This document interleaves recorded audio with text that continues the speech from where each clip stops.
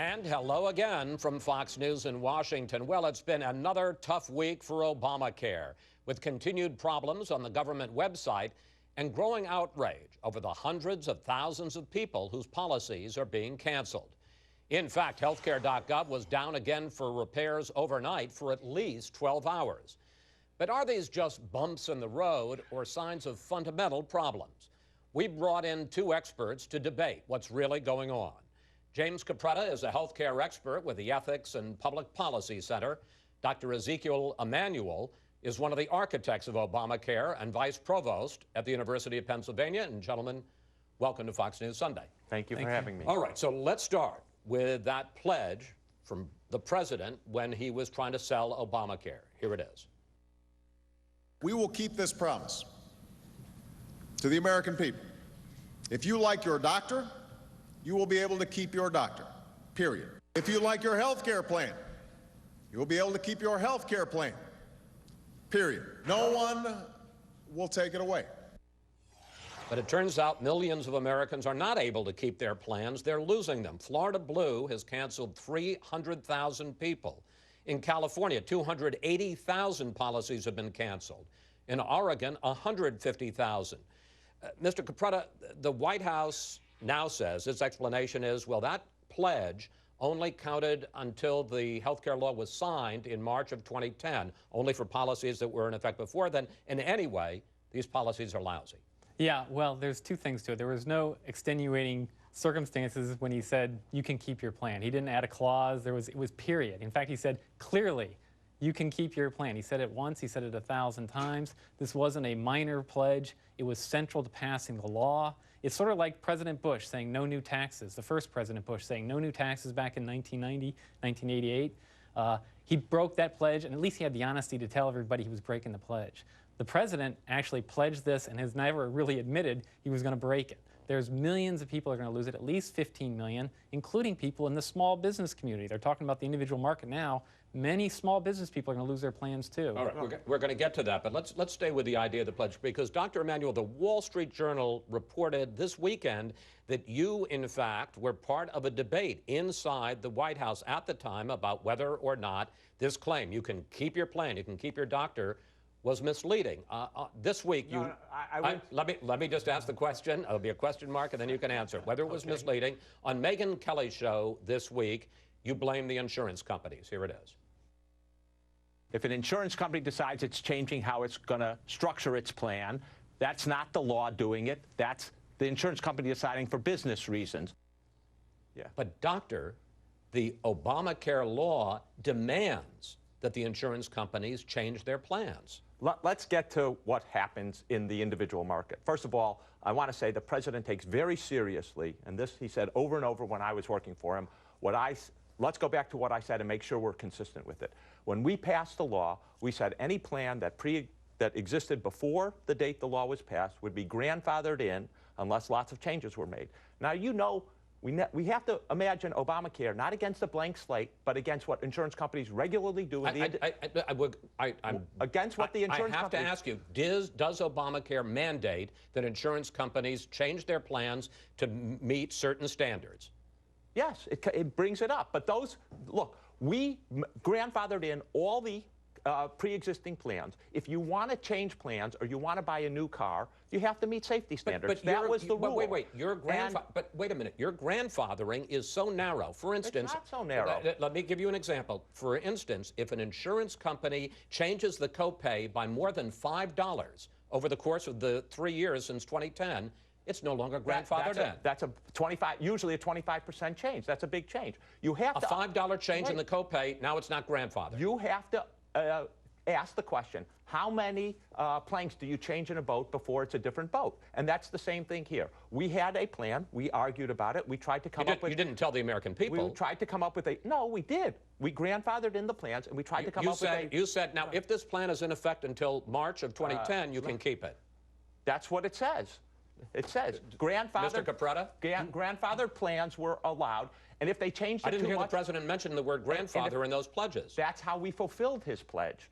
He made that pledge before. People who knew the law as it was being written knew the president wasn't telling the truth. The grandfather provision written into the law itself was too narrow, and frankly, they wrote a regulation intentionally trying to get people out of the individual market. Look, they want the people to go into the exchanges because there's a lot of people in the individual market. The whole point of the exchanges is to close down the individual insurance market over time. The insurance company, they wanted to move millions of people into the exchanges. Insurance companies Insurance companies don't like the individual market as it's constructed. They see the future. That individual market is going away. They don't want to invest in it. But that's not what the president said. Let me finish. The president said you could keep your plan. No, the insurance companies are making that choice, not the president. The law does not require them. Maybe I'll stop calling you gentlemen because I'm not sure. This raises a bigger question, which is who gets to decide? You say, well, we improved the policies, right, with the Obamacare coverage mandates. Who gets to decide what's a good policy or not? Our colleague John Roberts did a story, about a woman named Betsy Tatter who is losing her policy. Let's take a quick look at that. I was very happy with my plan. But then I got the letter saying that it was no longer available and I would need to choose a new one. To replace the coverage she has, her premiums would go up from $454 a month to $871. Her options on the Obamacare website weren't any better. The deductible with that plan is $12,700. I can't afford a deductible of $12,700. Dr. Emanuel, simple question. Why does Betsy Tatter need you or President Obama telling her what insurance she needs? For two reasons. First of all, if she goes in and that insurance doesn't cover enough, and which is typically what happens with these very low-cost plans, and she gets sick and it exceeds, typically we who are insured pay the difference. That's called cost shifting. She likes her plan. But we're cost shifting. The second thing is, just as we have safety standards for cars, you can't buy a car without a seatbelt, you can't buy a car without a airbag. You can drive them. We're not going to take you off the road. But if you're going to buy a new car, you have to have those safety features. Okay, but let me ask you. All right, it's the same thing with Obamacare. Wait. You cannot have these I agree with you about the. I'll agree with you about the airbags, and I'll agree with you the safety belts. She is a woman who has a 24-year-old son. She's not going to have any more children. Obamacare includes maternity services, pediatric services, substance abuse services. That's not the airbag. It is the airbag. We all not for her, it isn't. She's not going to need a maternity services. We all share in the cost so that everyone can get it. She will need another high-cost service like cancer care or like a stroke care, God forbid, or her kid might get hit by a car, or her kid might father a baby. We have to make sure that people are covered for those things. Whether they want to be covered for the things or not. If they don't want to be covered and they don't end up and they're uninsured or they have very low insurance, they transfer those costs to the rest of us. That's the whole point of part of Obamacare, to eliminate this cost shifting, so people assume individual responsibility. When you have a low cost, I get your point. When you have a low cost plan, you're shifting costs to everyone else. There's lots of insurance plans out there today that are covering hospitalization, doctor services, drugs. They're in the individual market. They're regulated by the states. They don't need the federal government telling them what they need to get. Many people remember the individual. Let him finish, please. Remember, they have high deductible plans they're perfectly happy with. You're going to hear stories all over the country of people who got just perfectly fine coverage today. They're going to lose it. That's why they're bad. Wait a second. The individual market before Obamacare, insurance companies could throw you off when you got a disease. Insurance companies could rack up your... Here. Yes, that's the comparison. That is the comparison. We're talking about what was the individual... Dr. Emanuel, please. Let me finish. No, I asked him a question. Let him finish. What's the individual market before the insurance companies? Mr. Capretta, don't talk while he's interrupting. Mr. Capretta, the White House response to all this is, look, we're just talking about the individual market. We're just talking about 5% of Americans. Here's how it was explained by Jay Carney. The universe you're talking about here is 5%. That's the whole individual insurance market, 5% of the population.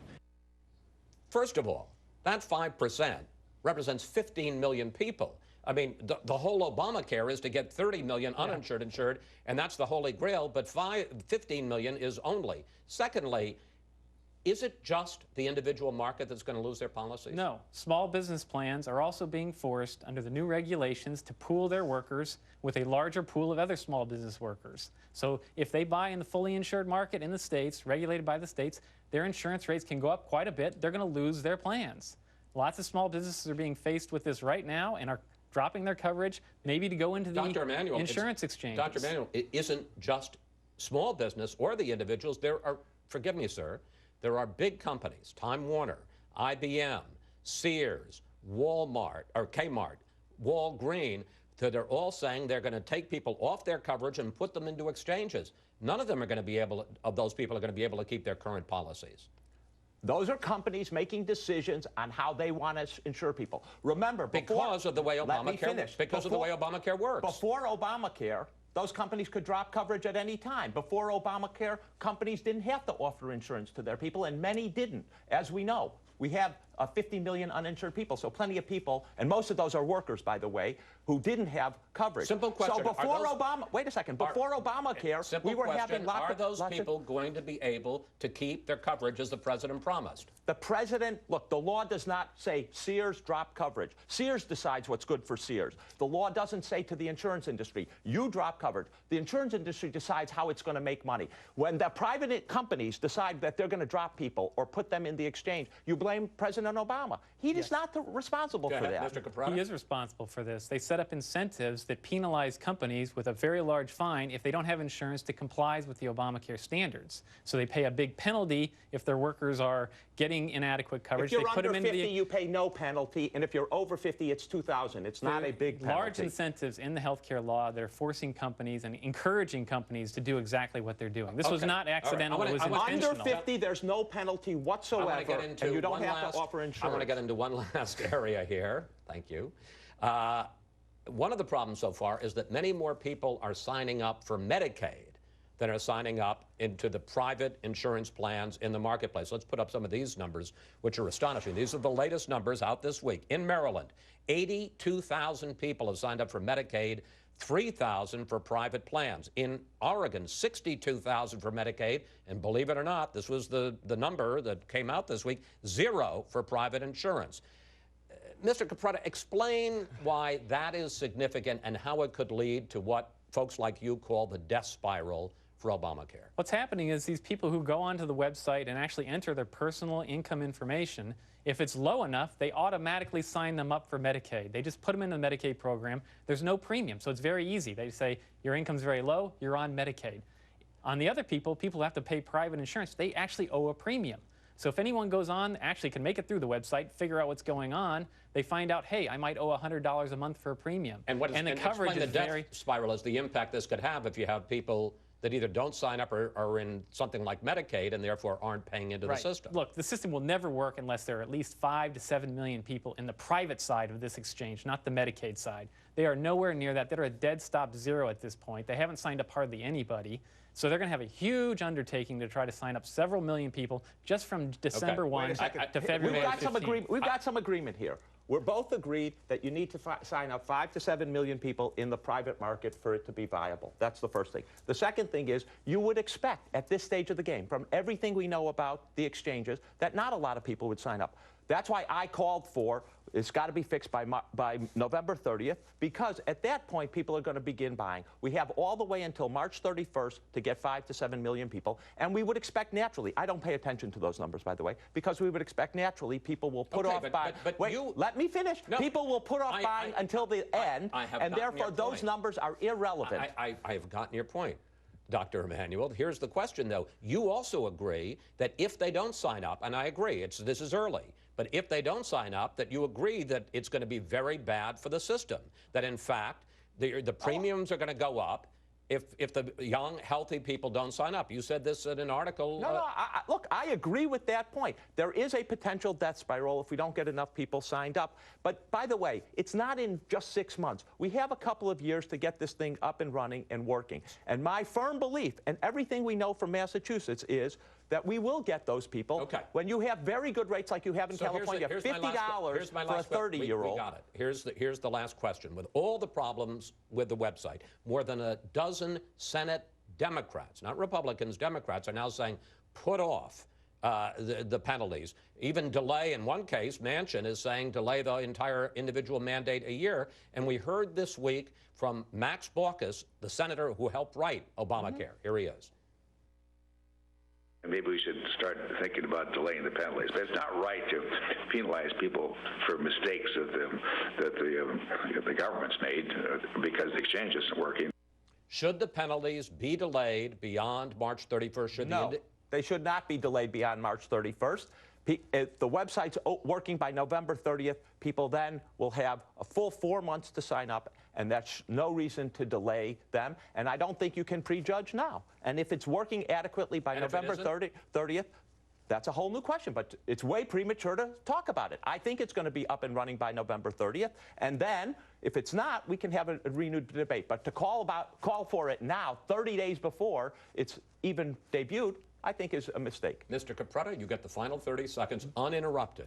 They debuted this on October 1st, not November 30th. We were told all year long it was going to be ready to go, and don't delay the individual mandate.